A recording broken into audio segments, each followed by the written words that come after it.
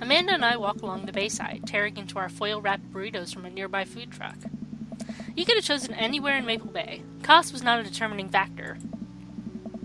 Please, Dad, you know I'm a simple gal. Just give me a burrito with a view. I can't say I'm mad.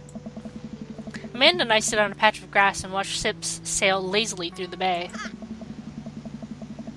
And the dorms are right near a bunch of cafes, and there are all these galleries nearby, and there's a discount if you bring your student ID, and... Amanda, slow down. You're gonna choke on your burrito. I know, I'm just excited. Did I mention that students get their own studio space once they're seniors? And we get all the professional photo editing software for free? It's nice to see Amanda so enthusiastic about HIA, but I wish she wouldn't do it between bites of her burrito. I thought I taught her to chew with her mouth closed. I want to go to this school. I mean, shit, if you're getting Photoshop and shit for free, yo. You're not getting it for free, you're paying with it with your tuition. I mean, I know, but still. I wonder who my roommate's gonna be. You take a survey online, and they match you with someone with a similar major and interest. I bet we're gonna be best friends. Craig and I were. A good roommate can be a lifelong friend. But don't even get me started on bad roommates. Oh no. I'm just kidding. We didn't have a bad roommate. Our only other roommate was a puppy that Craig brought home one night. We spent a semester fabricating a story about our new foreign exchange student who had a really bad cough that sounded exactly like a dog's bark. Carl ruled. Alright. Oh, they let you have animals in the dorms if you get a note saying you need one. I bet I could forge one. I think I'd get a rabbit, or maybe a snake, or maybe both. Would the snake eat a rabbit, though? Probably, depending on the snake. Oh boy, I think I'll leave that all to you. She's so excited. I don't want to disappoint her, but I need to be real for a second. So, you know I had that talk with Mr. Vega. Huh? He didn't tell you about the dumpster fire, did he? What? No. I don't want to put a damper on the good news, but I need you to knock it out of the park these last few months of school, okay? If you really want to go to Horns, we need that scholarship money. I know you can do it. Okay. Why are the red coffee eyes back? I don't know. I'm not happy. I promise I'll try harder. I pat her on the back. Think you can handle a 14-hour drive to come home for the holidays? There's going to be some treacherous ice roads to cross. And don't even get me started on the paranormal occurrences. Yes, ghost. Well, it'll be worth it if I get to see you. Aw. My eyes immediately well up with tears. Oh, Dad, don't cry. Sorry, I'm just very, very proud of you. You're all grown up now, and you're such a good person, and I hope you know how important you are to me. Dad, stop. You're gonna make me cry too, and that'll just be a mess. It's too late, honey. It's happening. Dad, I can't get tears in my burrito. It's gonna make it taste bad. I pull Amanda in for a hug and kiss her on the forehead. Nah. Love you, kiddo. Love you too, Pops. I'm so proud of our daughter. Welcome. You've got dads. She's gonna be amazing. Alright, you ready for another date? Yes.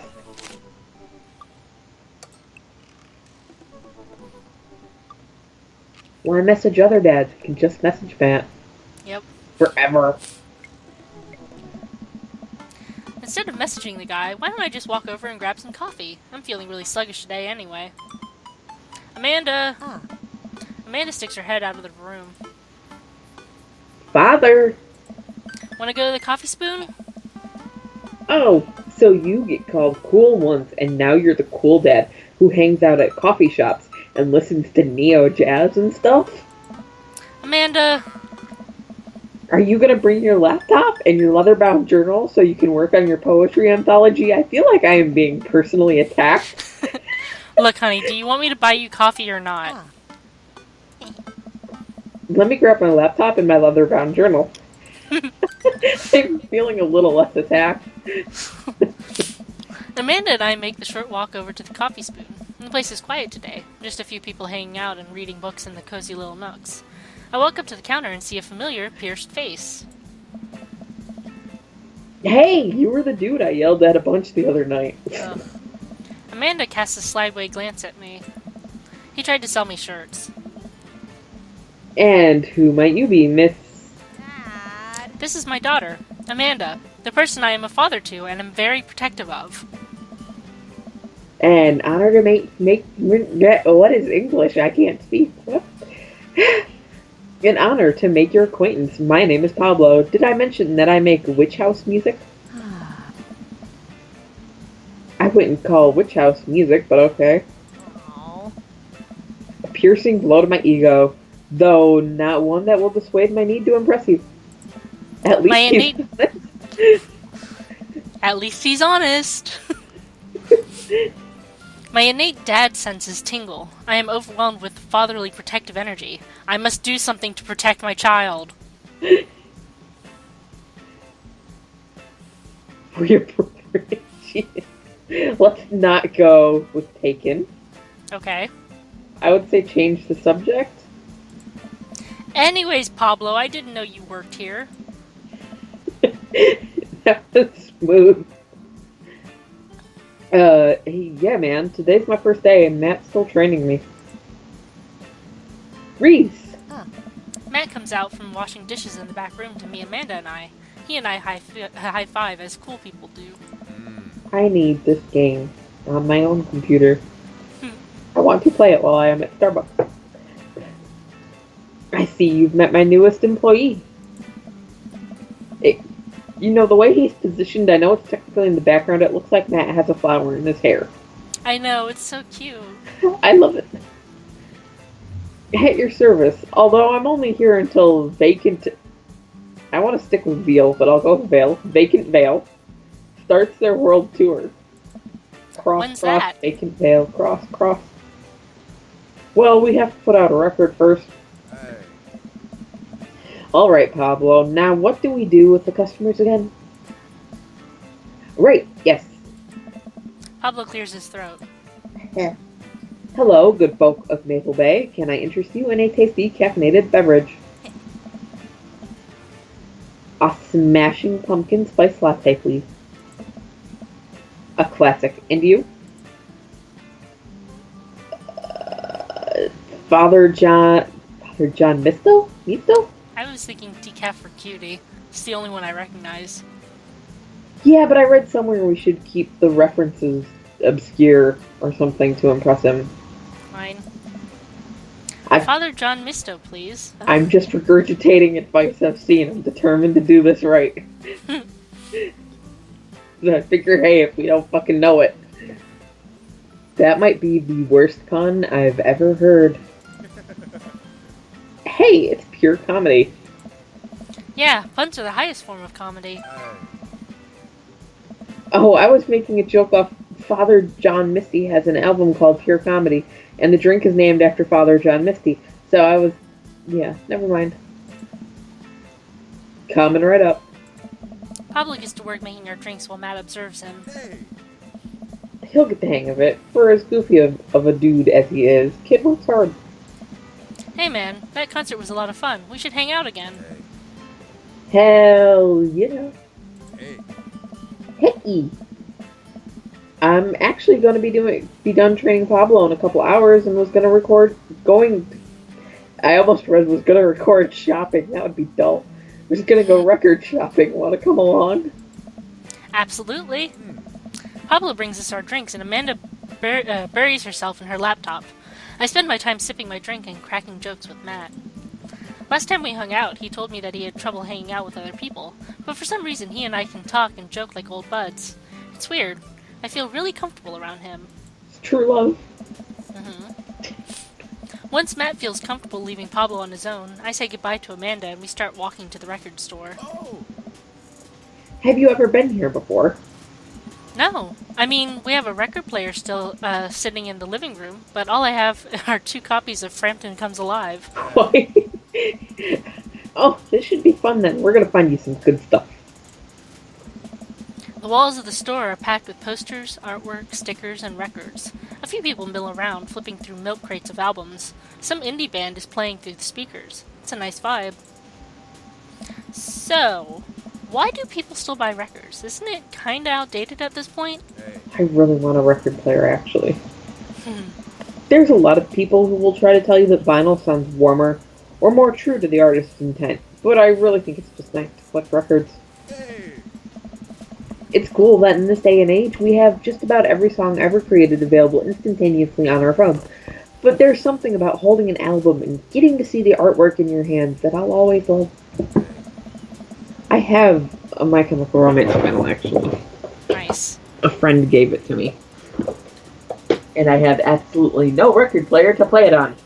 Aw. What album is it? It's the Black Parade. Ah. That's why I try to get as many of the records that I love in physical form as possible. Remember when we were kids and would have to wait around by the radio with cassette tapes so that we could record our favorite songs? Old. I used to do that. I didn't, but that's just because I was lazy. It made each listen really special, and mixtapes were even cooler because of how much work they took. Now you just make a playlist. I think the last time someone gave me a real mixtape was in high school. Hey. Making a playlist is not always easy. Just That's saying. true.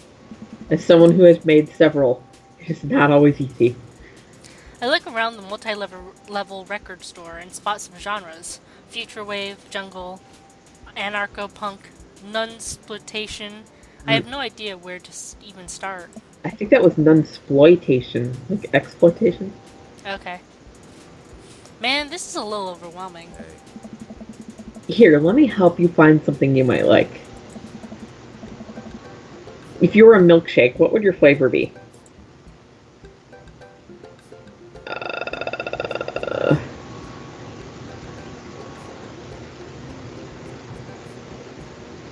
I had ice cream earlier. I want to go with vanilla and make a really bad joke about, like, twist ice cream, but I don't Make know. the bad joke. Nah. Mostly because the joke is there, but I don't know how to word it, is why I'm like, eh. Okay, what flavor do you want to go with?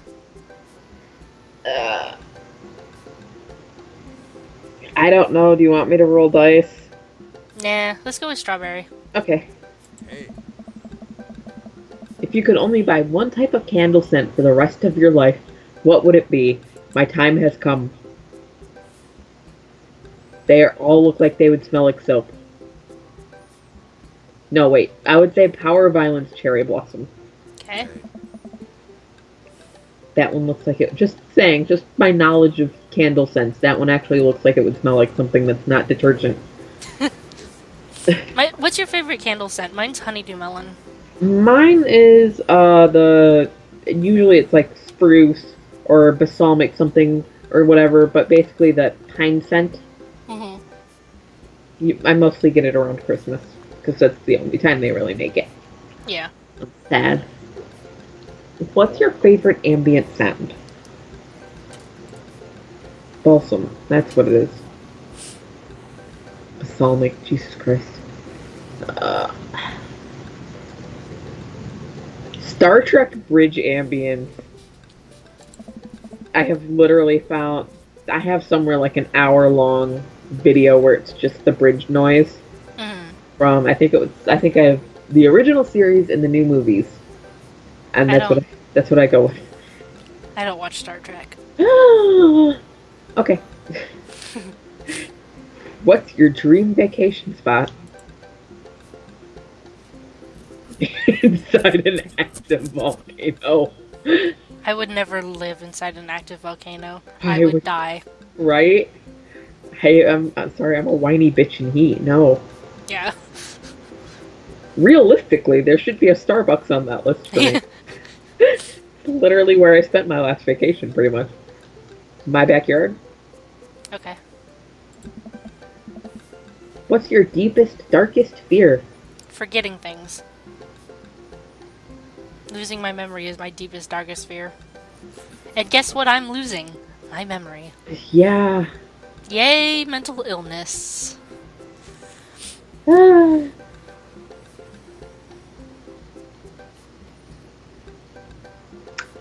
I would have to say mine is. I've seen posts about it on Tumblr recently, but as you get older, you become the asshole that your parents were, even after spending half of your life swearing that you're not going to do that. Yeah. And how the change happens around 30 years 30. old, Yeah. which I am fucking getting there. Yep. Yeah, that fear. Of the options that we have, I think my greatest fear would be, what if nobody exists but me and I fabricated this universe? Yeah. Matt thinks for a moment.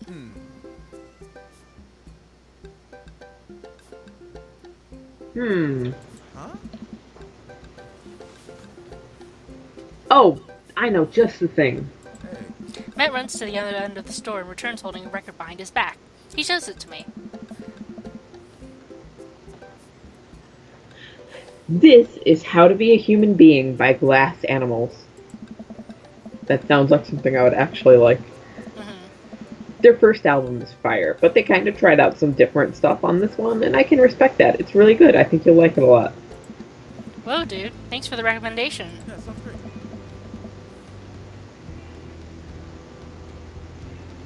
You're gonna have a great time with it, promise. Matt and I bring our records to the cash register.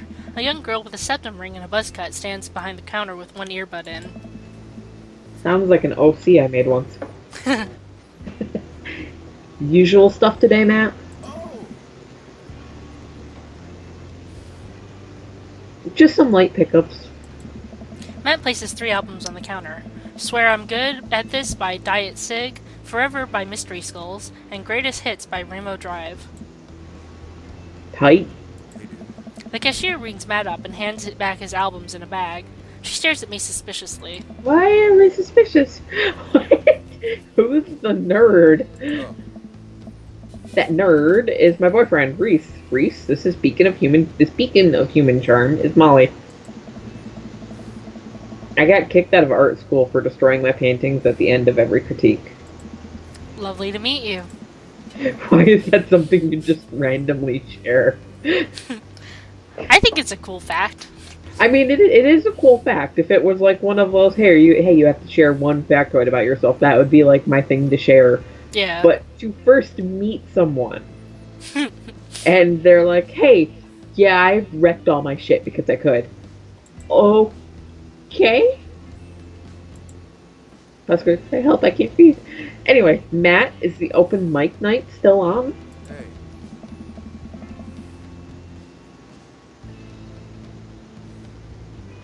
You know it. Are the Third Waves going to do a special acoustic performance?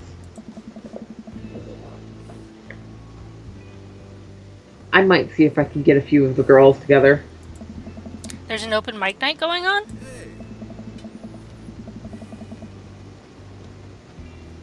Yeah, dude, we do it every month at the Coffee Spoon. Some amazing talent always comes through.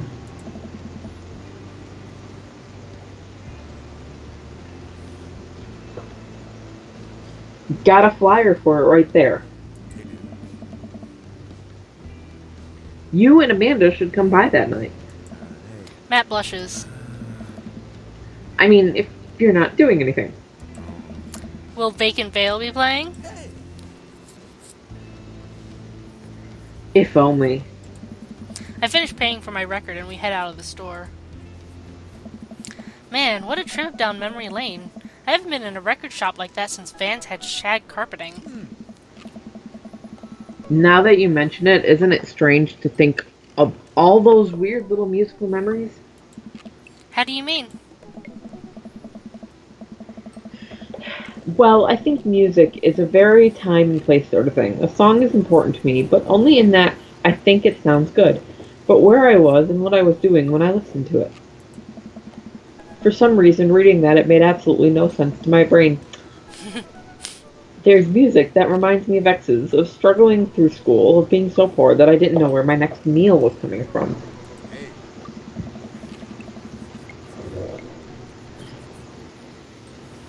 All that stuff, and listening to those songs reminds me of those moments in my life. Yeah, now that I think of it, Even the pop concert Amanda made me take her to is special to me. I mean, I'm not really a fan of the band, but hearing their songs on the radio reminds me of how young and excited Amanda was. Hey. And then that even reminds me of a younger me going to see my favorite bands in concert with all my friends. We would always go to my friend Cynthia Chapman's house beforehand and smoke pot in her basement like we were so slick. Her parents definitely knew what we were doing. Wait, when was the last time you smoked pot? Matt stops and thinks for a moment. It's been decades. Dude, me too. Where do you even get pot now? Is that even what the kids call it these days? I don't know. I found out that apparently when in the 60s, 70s, a blunt was not called a blunt. What was it called? Basically they went with like doobie, I guess. Mm-hmm. The various other slang for it, but I can't remember. My dad made a pun. My dad made a joke, or he said something, and he used the word blunt. And because of the topic, what was it? He got a new bong for his desk downstairs because he's like that. And he was like, to put it bluntly, I don't want to go upstairs and have to carry I don't have to carry it down every day. And I'm like, nice pun, because blunt, pot, doobie, that whole thing. And there was a moment where he was confused, and I'm like, it's a thing. He's like, oh, we didn't really call them blunts, and I'm like, pun. But I bet I could find out. Do you want to get high and listen to our new records?